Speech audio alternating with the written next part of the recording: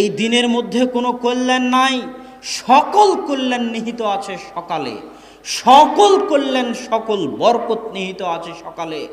আল্লাহ রাসূল বলতেছেন, ইন্নাল্লাহা জাআলা লিহাদিহিল উম্মাতাল বারাকাতা ফি বুকুরিহা, আল্লাহ আমার উম্মতের জন্য বরকত রেখেছেন সকালে, আল্লাহ আমার উম্মতের জন্য বরকত রেখেছেন সকালে।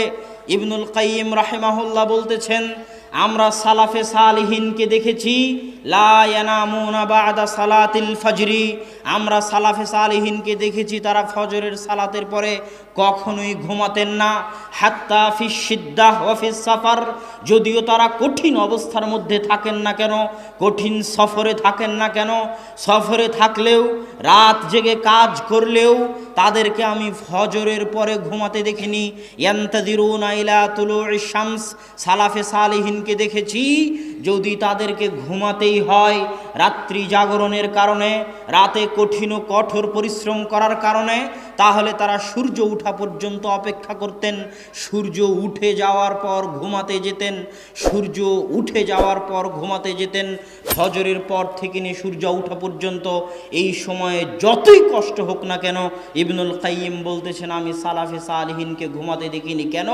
ইন্নাল আরজাক ওয়াল বারাকাহ তানজিলু মিনাস সামা, মানুষের রুজি রুটি বরকত আল্লাহর পক্ষ থেকে সকালবেলা অবতীর্ণ হয়, আল্লাহর পক্ষ থেকে সকালবেলা অবতীর্ণ হয়। এই জন্য আল্লাহ সুবহানাহু ওয়া তাআলা পবিত্র কোরআনে সকালের যত নাম রেখেছেন, ওয়াল ফাজর, ফাজর শব্দের অর্থ হচ্ছে যাহারা, ফুটে ওঠা, প্রকাশিত হওয়া।